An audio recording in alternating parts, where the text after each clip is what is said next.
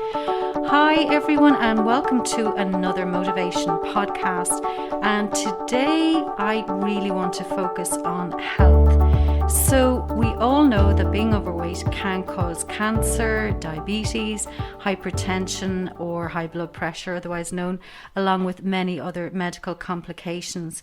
The good news is that losing weight can help improve our health and extend our life expectancy. And the best reward of all is being able to reduce medication or come off it entirely. And today I'm delighted to be joined by one such client, Valerie, who has experienced just that. Welcome, Valerie, and thank you so much for coming in today and sharing your story. So, Valerie, your background is nursing. And you've lost 2.5 stone on the programme. And if you don't mind me saying so, you were not the healthiest person when you joined. We're talking cancer, diabetes, high blood pressure, hip problems and high cholesterol. So being a nurse yourself, obviously you would have been more aware than others maybe of health complications associated with being overweight. Was that your motivation for joining the programme? Being honest, no. I knew all those things in theory. I suppose I was diagnosed with cancer in 2013, and I suppose my body went through an awful lot of ravages and everything else, and operations and everything else. So I think the time wasn't right for me before now. But also, it was one of those things that, from an image point of view, I saw myself in a mirror in a coffee shop in Dublin, and I said I look like a very overweight old person, and I said, this is it. I also said to myself, right, my GP contacted me and said my blood levels were high, my glucose was high, and she had put me into the diabetic category. And I suppose from a nursing point of view, that did give me a kick and say, listen, this is not going to happen. I am not going down that road, and I do not want to go down that road. So it was a combination of the image, seeing myself, and also saying I'm a ticking time bomb because of all those things that you've just said there. And it's all very well in theory knowing these things, but it's actually wanting to do something about it or getting a fright to say, listen, you have to do something about it. Okay, and I'm guessing that was some fright then. We've diabetes, cholesterol, cancer, and then hip. Yeah. I don't know if I mentioned the hip as well. So I think you were telling me earlier, if we start with the diabetes, and I think you were saying to me earlier that you were surprised you didn't even through your pregnancies have I can never pronounce the word gestational, thank you, diabetes. It was after only when you had that regular blood test. Tell us more about right. that. Yeah. Yes, all along. And as I said to you earlier, I had big babies and they were expecting me to be, gestational diabetes, and I would not have been shocked, to be honest with you. But they did all the tests, the glucose tolerance test, etc., and I was fine. So I suppose during that and after it, I tried to watch my weight and all that sort of thing. But as they say, I suppose life happens and things sort of went a bit pear-shaped after 2013. So, it wasn't an issue. Glucose, every time I had to test it, it was never really an issue. It was always okay. Again, surprisingly so. But then I suppose I laxed into, I wasn't exercising. I thought I was watching what I was eating, but I wasn't particularly. And the weight piled on. So a combination of everything. And then, as you said, I fractured my hip July of last year.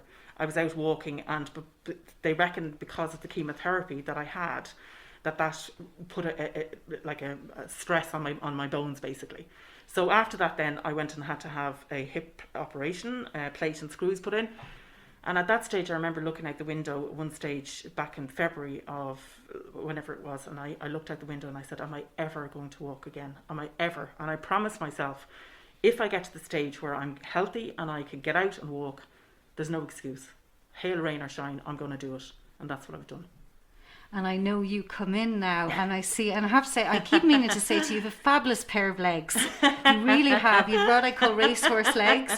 And you are now walking. And I know I see the energy you have when you come in. And I've seen your journey along the months as well. So to hear you, be able to walk and to be able to do that is absolutely fantastic. And then just with regard to the medication for the diabetes, it wasn't insulin. Is that right? No, I wasn't. So I was a type 2 diabetic, which is, again, the normal course that you would take if you are overweight Most times if you're type 1, you're either born with it or for some reason it will come on later in life. But for type 2, and that is the most affected as far as I'm aware, most people are affected with type 2 diabetes. So, but the good news is, as I am testament to it, is that you can reverse it. And that was my absolute goal, was to say, listen, okay, I'm going to lose weight, I'm going to look better, but I am not going down the route, because from my nursing background, you see people coming in and they're on medication, and it's kind of like, sure, listen, I'm on medication, and sure, I can have that scone or I can have that cream cake and I'm all right. But I love reading, and the other big thing, one of the side effects of diabetes is your eyesight. So I was just going, that is not going to happen. I'm not going to get into my older age or even now and not be able to read. So that was another big sort of signal for me to say, listen, this is ridiculous. You have to do something about this. I don't want to be that person that's blind and fumbling around and not being able to read and do what I want to do, you know. Yeah, so that was a big motivation for me as well. You'd really good. And motivation, we always say the word motivation, people think is willpower or, you know, a desire. Motivation is actually emotion. It's the why. And as you said, the reading you love, love is the word there. Yes. And then the other symptoms that can be a sign of diabetes, thirst. Did you have any thirst at all? I did, Aisling, yes, I did. And it's not really until I look back and say that I would always be drinking water, but it would be one of those things that I'd be drinking loads of water, and then I was getting up to go to the toilet during the night as well. And then just this lethargy and fatigue and that you feel. And it's only now that I've lost the weight and that I'm no longer diabetic, is that I realised just how much I was carrying around. My husband has a dumbbell that's like is 12 kilograms. And I picked it up one day in the garden. I said, gosh, Paul, that's really heavy. And it was only after I looked it up and I said, well, that's actually the weight I've lost. And I tried to carry it literally from here to the door in the kitchen. And I just said, I can't believe. And then you feel a bit, being honest, you feel a bit stupid, because you say to yourself, why did I ever let it get to this stage? But that's all. And again, on the motivation program, it's all about that, you know, no guilt and all those things, that you start from the start, and this is your journey and this is the way you go. And there is something that you can do about it, which I think is fantastic. And you mentioned the word guilt, which you're reading my mind. I was going to come on to, because obviously we know diet is only one part of our program, and dieting alone, our clinical studies prove, don't work long term. It's not going to help keep the weight off. We look at the mental weight report, and on your mental weight report, guilt and perfectionism came up as a very strong trigger. And I'm finding more and more that it's coming up a lot for clients throughout all our clinics, particularly working in healthcare.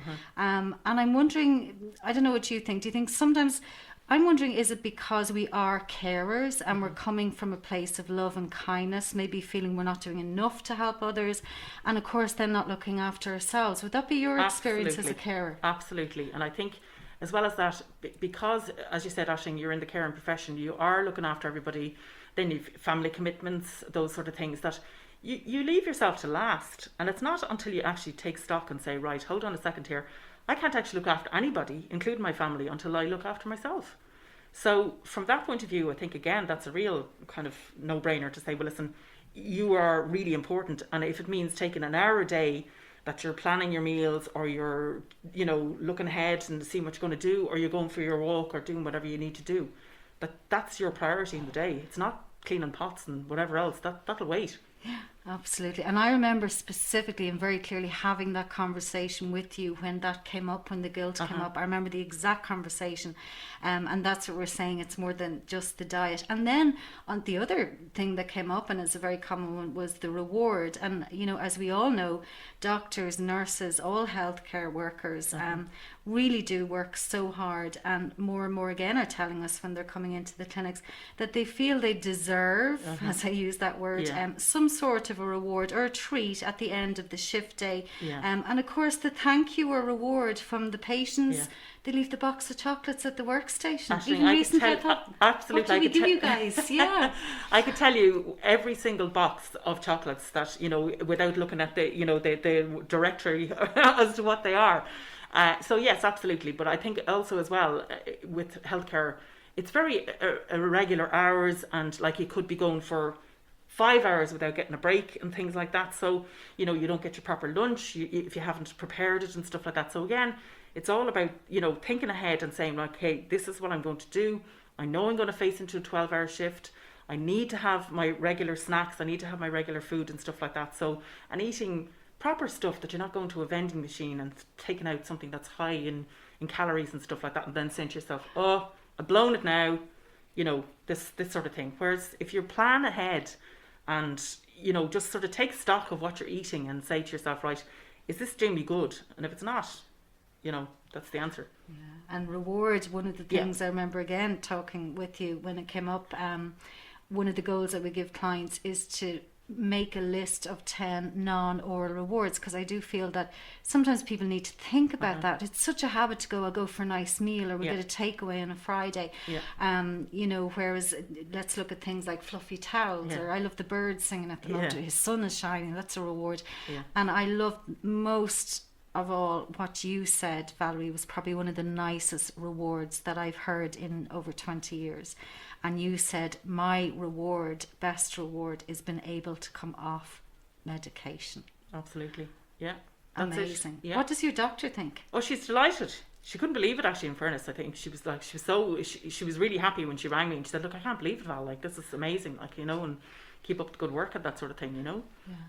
But that for me was my big, you know, it was a huge motivation in the first place. But to me, as I said, looking better, feeling better, all those things, that they're great.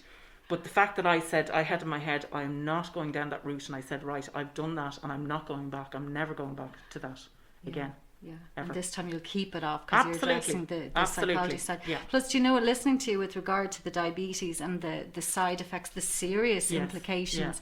I remember seeing a documentary a long while back of a guy who had serious diabetes. So, as we said, not only the blindness, the tiredness, the thirst, but eventually leading to amputation. Yeah. Oh my God! Like, you know, and that's not delayed, unusual. absolutely delayed wound healing. If you ever have to have like an operation or anything like that, you know, it's not good from that point of view.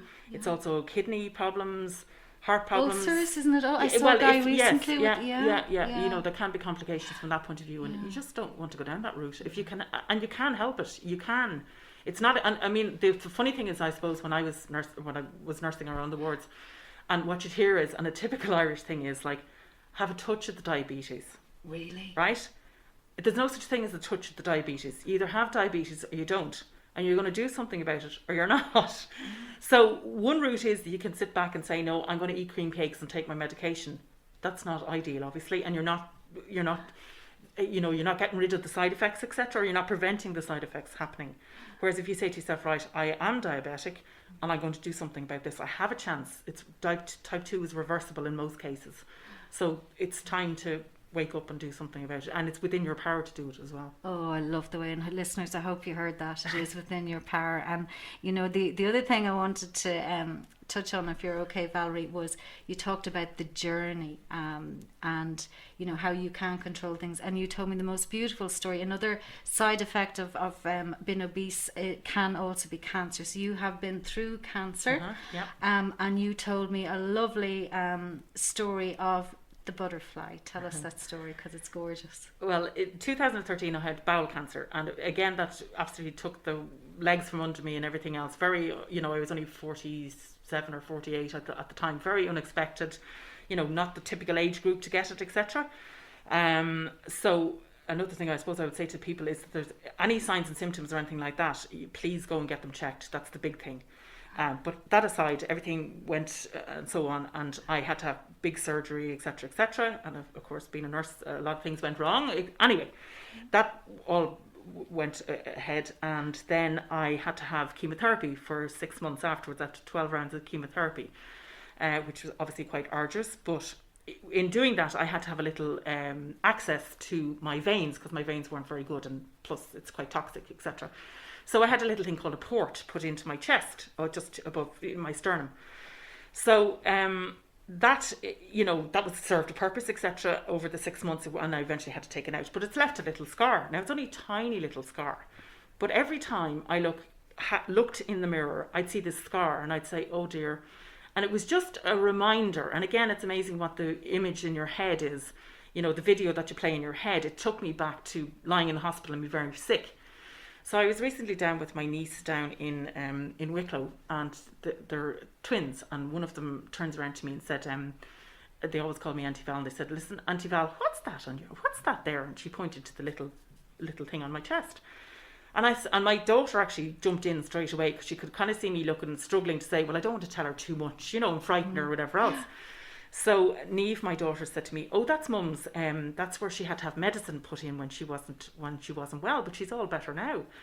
So Kitty looked at it and she said, "Oh, I think that looks like a lovely little butterfly." And after that, ever since then, I nearly cried at the time, and I remember just saying, I'm never going to look at that scar again in the same light. It's now looking at it saying, do you know what? It is like a little butterfly. And it's again, with the whole thing with weight loss, I suppose, is it's how you perceive it. It's how you look at it and say, well, listen, I can do this, and I can feel sorry for myself, or I can say, right, I'm strong and I can do this, and it's up to me to do it. And I suppose that the butterfly is here with me, and that's part of me. It's part of the past, but at the same time, you go forward and you take from there, basically. Yeah. Wow. Look.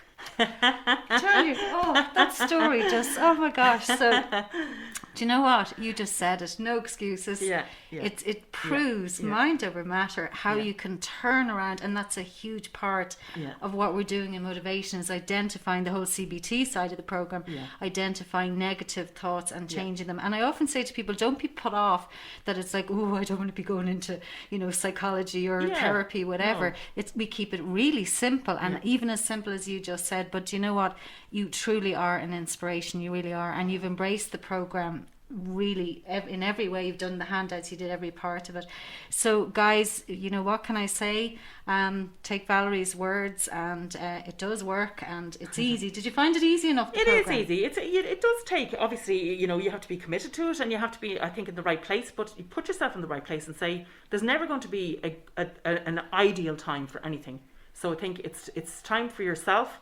It's time to say, right, this is me time, and I want to feel better, and I want to feel, look good and be healthy. That's the big thing, I think. And there is a way around different things. Like my cholesterol is much, much lower than it was as well. Again, that was like a time bomb. That was up to 10, and it's now down to 4, which is amazing.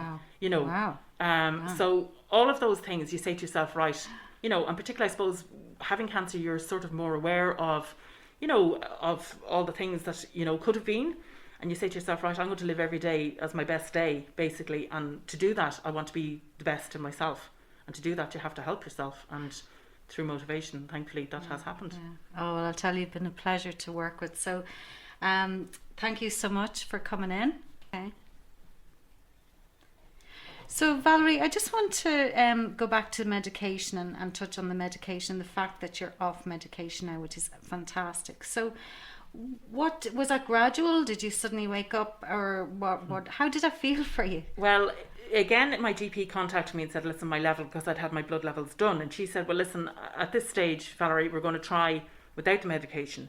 So because it's oral medication, I just came off it, full stop, but I'm being closely monitored with blood samples, so to make sure that it's not going high again and that I might have to go back onto it. But certainly so far that has not happened, and obviously the weight loss has helped tremendously with that. So yes, for me it was just straight off it.